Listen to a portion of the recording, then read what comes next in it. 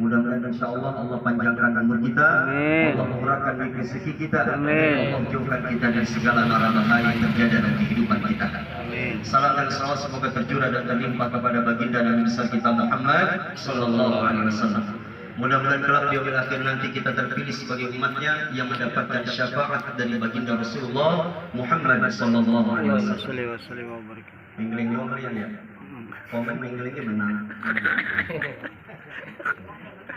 Jamaah yang dimuliakan Allah. Berbicara Sya'ban, tentunya kita sering dengar dari guru kita bahwa di bulan Sya'ban rafa'allahu kullu a'malana. Allah akan angkat semua amalan-amalan kita. Dari setahun yang lalu sampai tahun ini Allah angkat amalan kita. Kira-kira kita yakin nggak amalan baik yang lebih banyak apa amalan buruk yang lebih banyak? Buruk. Banyakan yang baik apa yang buruk? Baik. Mudah-mudahan amalan Baik. Tapi saudaraku sekalian, yang namanya amalan baik itu bisa hilang, bisa terkikis dengan perkara-perkara yang merusak amal ibadah kita. Kita udah ngumpulin amal, sholat kita rajin, sedekah kita rajin, tilawah kita rajin, tapi semua itu bisa hilang karena perkara-perkara yang merusak amalan kita. Apa yang pertama? Yang merusak amalan kita yang pertama adalah al-istighal bi'uyubil khalqi. Apa itu istighal? Sibuk dengan aib saudaranya, sibuk dengan aib saudaranya, sibuk dengan aib keluarganya, sibuk ngurusin aib temannya, maka amalan yang pernah kita lakukan akan hilang dan akan tidak diterima oleh Allah Subhanahu wa taala. Kita amal, kita sholat, masih ngomongin orang lain. Kita sholat, masih ngebenci orang lain. Kata Rasulullah apa? Al-muflis min ummati. Orang yang celaka, yang merugi dari umatku adalah ja'a ila yaumil qiyamah bisolatihi wa zakatihi wa sadaqatihi. Orang yang merugi, orang yang celaka dari umatku adalah orang yang datang dengan pahala sholatnya di hari kiamat. Dia sholat tapi masih ngomongin orang. Dia ngaji masih gunjing orang. Dia sedekah masih berburuk sangka terhadap orang lain. Maka pahala kita akan terkikis kalaupun kita sholat selama kita sujud kepada Allah Subhanahu wa taala. Lalu yang kedua apa? Yang merusak amalan kita, perkara yang kedua adalah qaswatul qalbi. Hati yang keras, hati yang gak mau nerima nasihat dari orang lain, merasa dirinya paling benar, merasa dirinya paling hebat, merasa dirinya paling pintar, merasa dirinya paling kaya. Merasa dan merasa. Kalau orang udah merasa pintar, nasihat orang lain gak bakal diterima. Tadi orang tua kita bilang, kalau orang tua udah ngasih nasihat, dengerin. Itu kalau orang tua yang jalannya benar. Iya, maksudnya ibadahnya dia lurus jalannya benar gitu. Qaswatul qalbi, hati yang keras. Bu, nih Imam Syafi'i pernah ditanya sama muridnya, wahai Imam Syafi'i rahimahullah, di mana siapakah di antara dua golongan yang paling baik? Kata muridnya, yang pertama ada orang rajin ibadah tapi jelek akhlaknya. Tadi orang tua kita bilang sama orang tua kalau dicium tangan. Saya mau orang tua kita cium tangan apa nempel buat bolak-balik 7 kali. Kemudian apa ingus nempel di tangan. Yang kedua, ada orang yang akhlaknya baik tapi jelek ibadahnya. Apa kata Imam Syafi'i? Dua-duanya bagus. Dua-duanya baik. Dia rajin ibadah, namun akhlaknya jelek. Mudah-mudahan ibadah yang dilakukan membawa hidayah akan akhlaknya menjadi baik. Ada orang yang akhlaknya baik tapi nggak rajin ibadahnya. Mudah-mudahan akhlak yang baik mendorong dia dan mendapatkan hidayah Allah agar ibadahnya menjadi baik. Tapi jangan jadi yang ketiga, kata Imam Syafi'i. Siapa? Orang yang pandai menilai orang lain tapi tak pandai menilai dirinya sendiri. Itu kita tuh. Betul kagak? Kita nilai aja orang kita ponten. Ibadahnya jelek banget. Merasa diri ibadahnya paling baik. Nah orang kayak begitu kata Imam Syafi'i orang yang jelek. Orang yang pandai menilai orang lain tapi tak pandai menilai dirinya sendiri. Ada peribahasa mengatakan semut hitam jauh kelihatan, tapi gajah yang dekat depan mata nggak kelihatan. Keburukan orang lain bisa kelihatan dan kita ceritain, tapi keburukan sendiri nggak pernah kita lihat. Itu kita, betul kagak? Benar aja. Merasa paling pintar aja. Kan guru kita sering bilang, jangan pernah merasa diri kita paling suci. Allah tahu aib-aib kita. Allah tahu kotoran-kotoran kita. Jangan pernah merasa diri kita paling hebat. Allah tahu lemahnya kita. Orang ada lemahnya, Bu. Dia benci sama orang, suatu saat orang itu dibutuhin. Tuh. Maka kalau benci sama orang jangan berlebihan. Suatu saat dia juga akan doain kita. Tahu-tahu dia gotong mayat kita yang kita benci. Masya Allah. Qaswatul qalbi, hati yang keras. Makanya kan ibu-ibu kalau ngaji setiap hari Senin kemana, hari Selasa kemana, Rabu kemana? Mana tahu? Lagi ditinggal, masak belum, cucian numpuk, tinggal. Hari Minggu ngaji ke Masjid Al-Istihad, diumumin Assalamualaikum warahmatullahi wabarakatuh. Waalaikumsalam. Ibu-ibu hari ini jangan lupa pengajian. Ayo datang. Diumumin sama majelis taklim. Yang datang siapa duluan? Nenek. Dibuka tuh pintu Masjid Al-Istihad. Reo, lu ngapain nong? Si Jenong.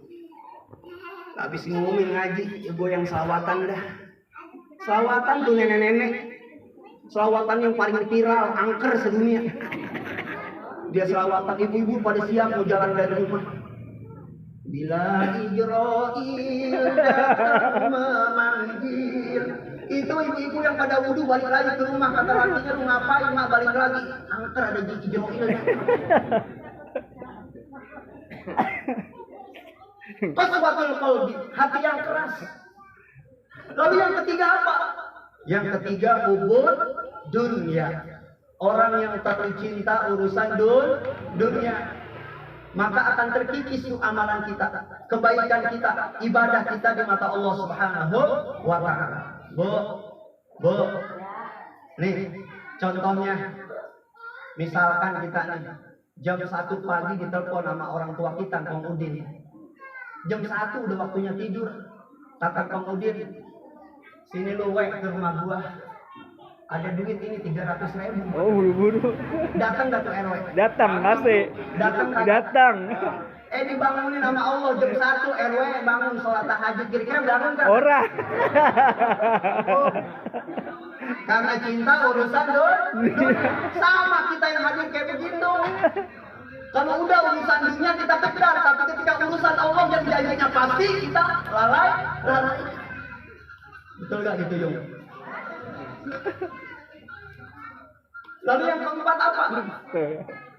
Yang keempat, kata Rasulullah, yang merusak perkara ibadah kita yang keempat, al-zulmun la yantahi, kezoliman yang enggak ada akhirnya. Berbuat zolim terus sama saudara, berbuat zolim terus sama tetangga sampai akhir hayatnya enggak pernah berhenti buat zolim kepada siapapun. Maka pahala yang pernah dilakukan, ibadah yang pernah dikerjakan, kebaikan yang pernah dilaksanakan akan hilang dan tidak akan diterima oleh Allah Subhanahu wa ta'ala.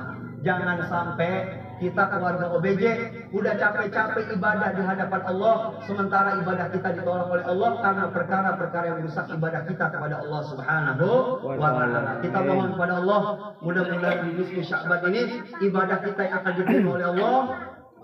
Terus insya Allah mudah-mudahan diterima pula nanti di hari kiamatnya Allah. Dan kita bisa membawa amalan baik menghadap Allah Subhanahu wa ta'ala, membawa catatan-catatan baik dengan tangan kanan kita.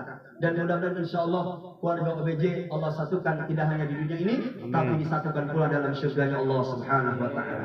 Amin ya rabbal alamin. Jangan lupa puasa kita sebentar lagi. Lebaran udah sebulan setengah lagi. Ya. Yang kita kejar makan lebaran bukan puasa.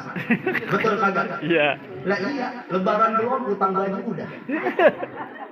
Ya iya, puasa belum, utang baju udah mulai. Itu kita seharikan kebiasaan kita sebelum kita lebaran, sholat Idul Fitri, anak, cucu, mantu pada datang ke rumah orang tua. Bawa rantang sampai munjung 4 lantai. Pertama nasi, ada sayur soun, ada bandeng, ada daging di bawah. Mak, Daging. ini dari Okim, Mak. Emang lu ada? Daging.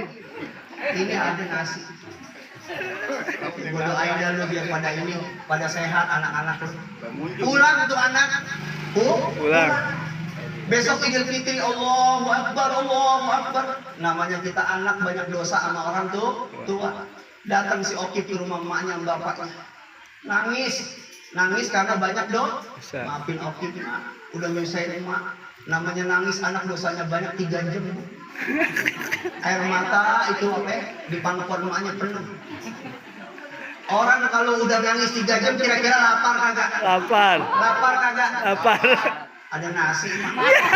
Jadi juga. Ya Allah, gue mah kagak masak. Jadi juga. Bener enggak? Ya. Orang tua bagaimanapun tetap ingat sama Anak. Tadi orang tua kita bilang, doa orang tua itu nggak pernah berhenti. Doa orang tua itu selalu bagaimana anaknya menjadi anak yang Sukses. Jangan lagi urusan sukses, urusan nasi dibawain aja dimakan aja sama dia. Tuh orang tua. Betul kata? Nasi doang. Betul.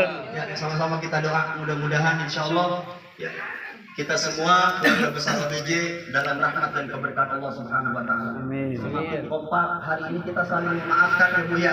Ya, tadi kita sama-sama sholat maghrib kemudian nisfu Sya'ban baca Yasin 3 kali. Ya, salah satu amalan yang akan tidak diterima oleh Allah Subhanahu Wa Taala yaitu orang yang masih dalam hatinya ada rasa dengki, rasa benci kepada siapapun, nggak mau maafin. Nah, malam ini kita saling memaafkan. Mudah-mudahan insya Allah setelah kita saling memaafkan, tadi Ustaz Nana bilang kita dalam menjalankan ibadah puasanya nyaman, tenang, damai, khusyuk, dan ibadah kita diterima oleh Allah Subhanahu Wa Taala. Amin. Ya Rabbal bin niyatil qabul wa du'ail maqbul wa tamami kulli sunnah hadratir rasul wa kullu niyatil madhur kulluhum al-Fatihah. Bismillahirrahmanirrahim. Bismillahirrahmanirrahim. Alhamdulillahirabbil alamin arrahmanirrahim maliki yaumiddin. Iyyaka na'budu wa iyyaka